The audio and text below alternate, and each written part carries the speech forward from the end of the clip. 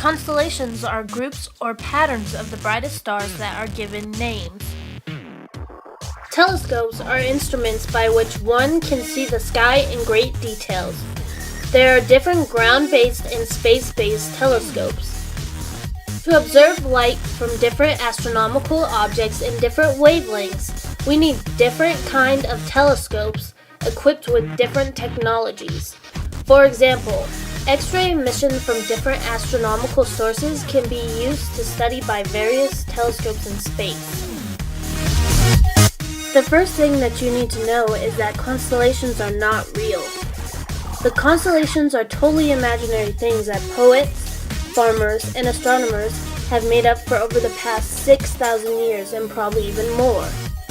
The real purpose for constellations is to help us tell which stars are which, nothing more.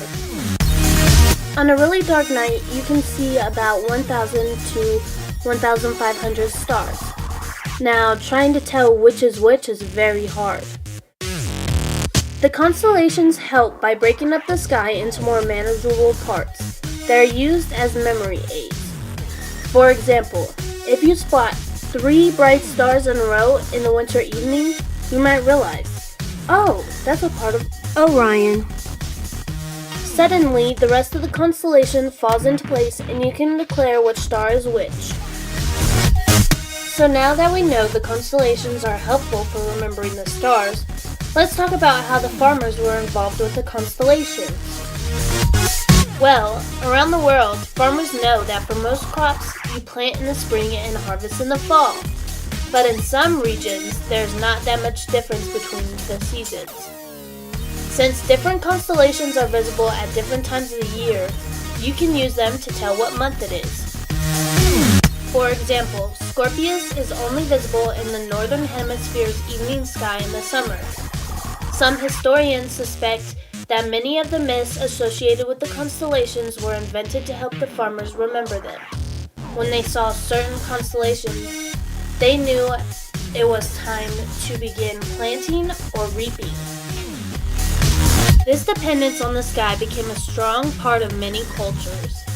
Perhaps there is something about the mystery of the night sky that makes people want to tell stories about the constellations. The constellations have changed over time. In our modern world, many of the constellations have been redefined, so now every star in the sky is in exactly one constellation. In 1929, the IAU adopted official constellations boundaries that defined the 88 official constellations that exist today. Constellations exist only in the minds of human beings. They are projected onto random groups of stars to create a picture story. These pictures have appeared in the sky every year at the same time for thousands of years. From very early in recorded history, the stars were important to people in their daily lives. The stars assisted the ancients in planning for the planting of their crops, guiding navigators on their many adventures, and as ways of telling time. Much wonder and mystery was associated with the stars, and the people of ancient times began to place a gander, often divine, meaning on the majestic heavenly bodies. There are 12 main zodiacal constellations. Aries, the ram, is an autumn constellation that can best be viewed in the night sky during the month of November. Aries is the zodiac sign for those of you who have birthdays from March 21st to April 19th. Taurus, the bull, is an autumn constellation as well, and can best be viewed in the night sky during the month of December. Taurus takes place from April 20th to May 20th.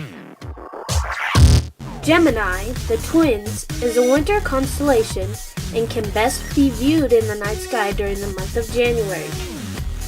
Gemini is from May 21st to June 21st. Cancer, the crab, is a winter constellation and can best be viewed in the night sky during the month of February. Cancer is from June 22nd to July 22nd. Leo, the lion, is a winter constellation and can best be viewed in the night during the month of March. Leo is from July 23rd to August 22nd. Virgo, the Virgin, is a spring constellation and can best be viewed during the month of April. Virgo takes place from August 23rd to September 22nd.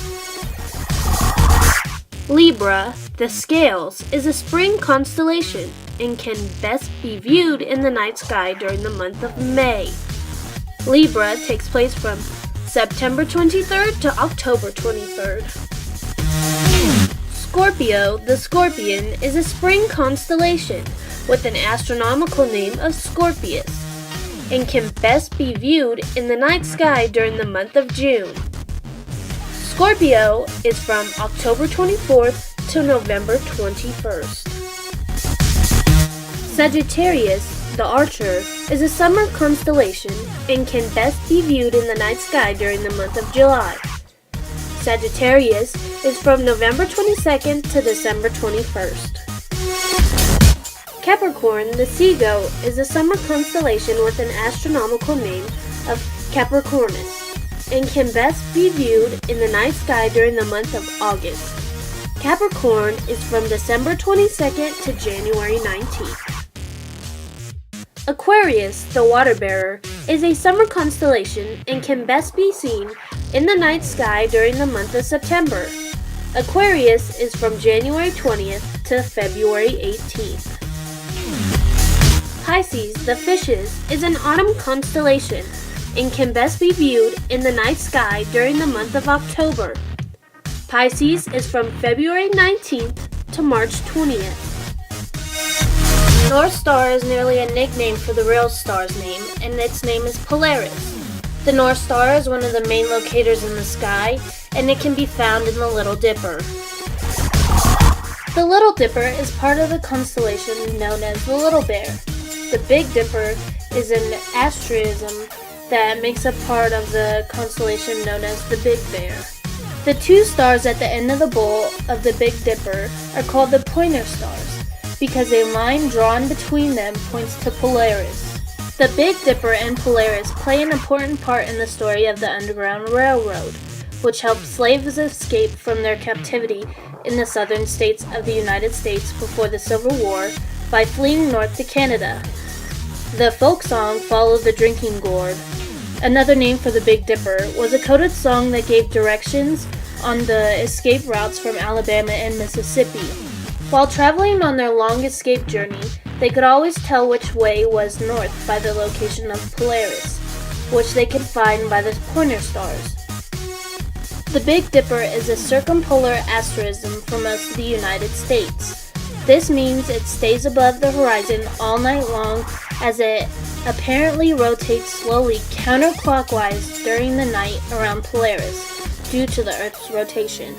It is also comprised of very bright stars in an easy-to-locate pattern.